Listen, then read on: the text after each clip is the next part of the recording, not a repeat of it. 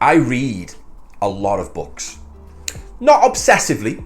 I don't just sit there all day reading, but I make it a habit, I make a point, I make it a non-negotiable behavior for me every single day to read for at least 20 minutes. Sometimes a little bit longer. And one of the things that I really, really like to do is I like to look at the book I'm reading, and I like to look at how I can relate the message from this book to my business, to my clients, and in most cases, my life too. I've recently read a book called Secrets of the Millionaire Mind by T. Harvey Eker. It's this one right here. Fantastic book. If I can, I will link it. I'll put a link to it in the description below. If you want to check it out, go check it out. I highly recommend it. It's a fairly old book. Even though it's a fairly old book, the message still stands true. The biggest take home for me personally was there's a part in the book where it talks about the fact that most lottery millionaires, i.e. not self-made millionaires, people who've been given that money, they lose their fortunes incredibly quickly. For one simple fact, for one simple distinction and one simple reason, and it's the title of the book, The Millionaire Mindset. These lottery winners, these people who are gifted the money, they don't have the mindset of a self-made millionaire, which means that they squander it, they lose it, and it goes really, really quickly. So reading this book, really resonating with this point, I was trying to think of a way that I can relate this to my guys. And it's abundantly clear that you can change millionaire mindset to whichever mindset or the mindset of the person who you are trying to become. If we look at weight loss, for example, which is a fantastic comparison because it just so happens that the majority of people who successfully lose weight, they pretty much always go back up to the same weight they were.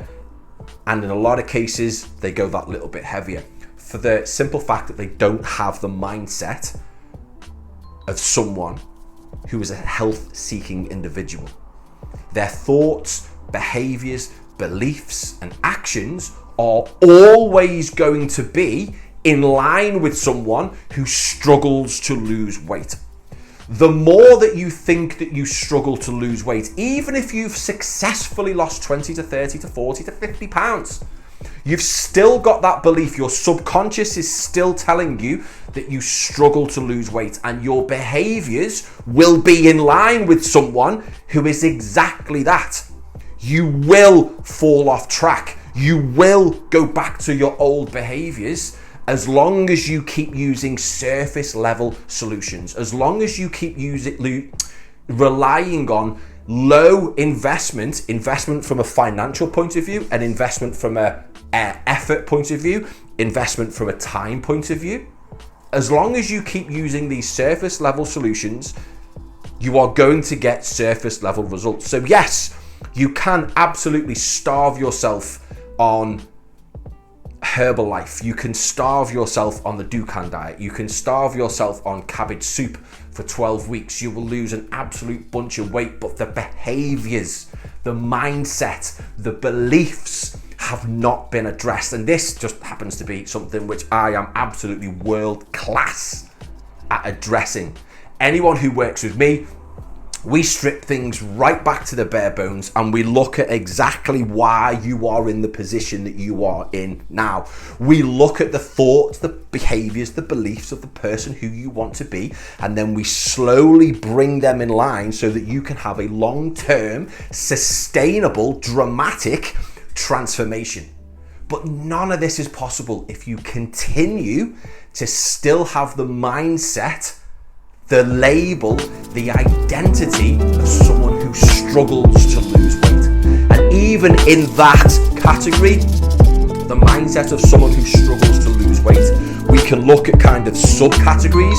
We can look at people who continue to believe that they are addicted to sugar. As long as you label yourself addicted to sugar, you will continue to validate the fact that you can't stop eating donuts. It's all about the labels, because if we strip this right back. The majority of people who come to me and they profess that they are addicted to sugar, all they're doing is they're validating their behavior. They are letting themselves off because they are gorging on the foods that they're not supposed to. Because in reality, if they were addicted to sugar, they would have a bag of table sugar and a spoon, and they would be eating it like this. But not. They're eating highly palatable foods, cakes, cookies, donuts. All of these foods actually have a very, very large amount of fat, and in some cases more fat than sugar. So the sugar addiction label is keeping you stuck. The sugar addiction mindset, Secrets of the Millionaire mindset, remove millionaire, place whichever identity that you wish to take on, is going to keep you stuck where you are. Hopefully this hasn't triggered people, because a lot of times when I talk about this, and I talk quite frankly, it's incredibly challenging for a lot of people to hear, because it goes against the narrative that you have been using for the past 5, 10, 15, 20 years to excuse your behavior. And when you completely remove emotion, you look at things rationally, all we are trying to do is excuse and validate our behavior. So go check it out. It's a fantastic book, and like I said, you can swap Secrets of the Millionaire mindset to sugar addiction, insomnia, overweight, any mindset, any person who you are striving to achieve. If you don't sort this out, because what you need to remember is thoughts become feelings, feelings become actions, actions become results. Hopefully, that's giving you something to think about. And if there's anything that I can do, if this video has made you go, shit, this guy knows what he's talking about. This guy is the guy who can lead me out of the dark hole that I'm in towards the light, shoot me a message, because I'd absolutely love to hear more about your situation and to see if there's something that I can do.